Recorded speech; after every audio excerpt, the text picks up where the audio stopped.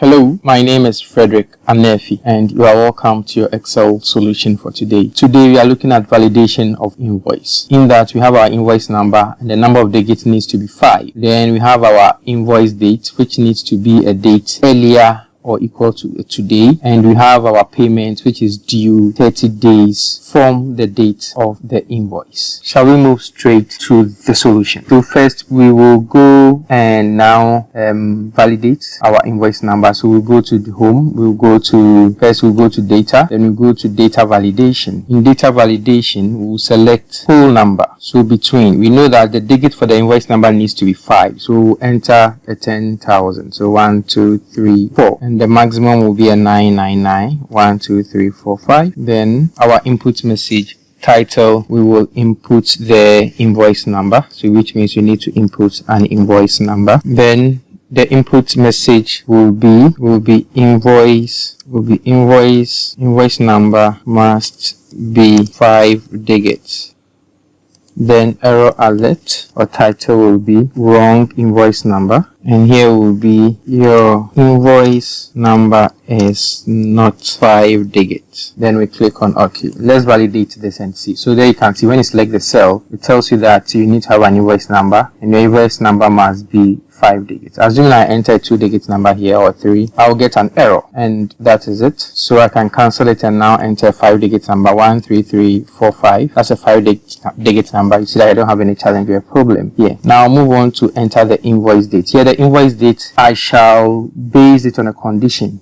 That's 1, the invoice number, when we have the invoice number, is not empty before you can really enter the invoice date, and also the invoice date needs to be an earlier date or a 2-day date. Shall we go straight to the solution? So we'll use the is blank. So we'll see, let me delete this. So we'll see that equal to, we are saying is blank of key 3, that's where we have our invoice number.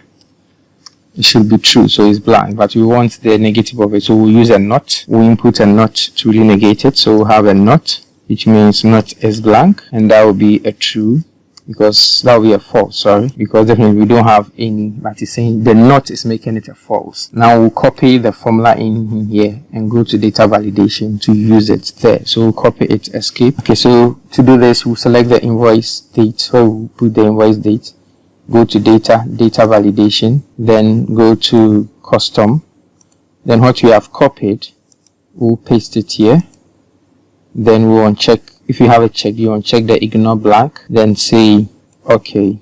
So assuming that I want to input today's date here, that is 20th of February 2020. Let's see what happens. You will see that it tells me that this value doesn't match the data validation restriction defined for this cell. So it means so far as we don't have an invoice number here, it won't allow me to enter a date. So which means I have to cancel it now, enter a 5-digit number.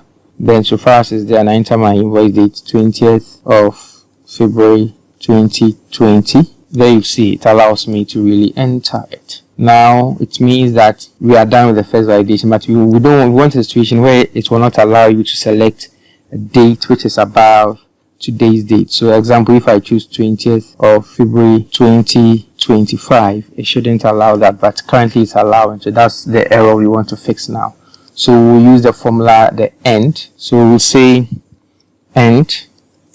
Combine two conditions, that if that's where we have the invoice date should be less than or equal to today, the function today. So you can just double click it.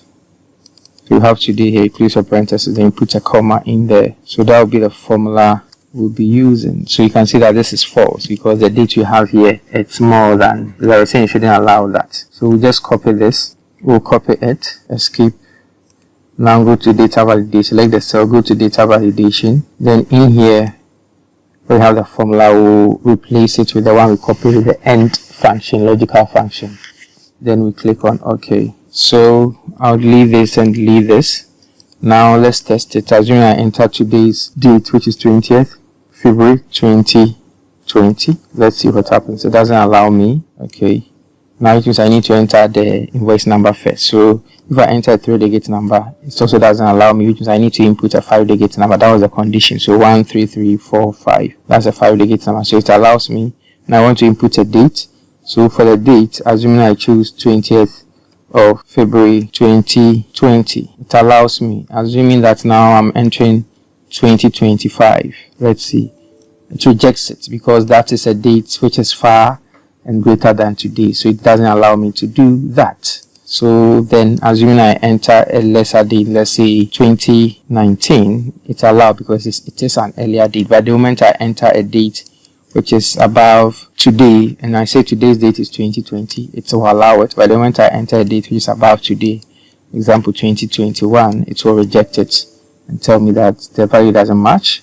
So which means there is an error in here. So it will revert back to the 2020. And really, payment due date we said is 30 days after the invoice date. So I'll just use a formula equal to choose the invoice date and add the 30 to it.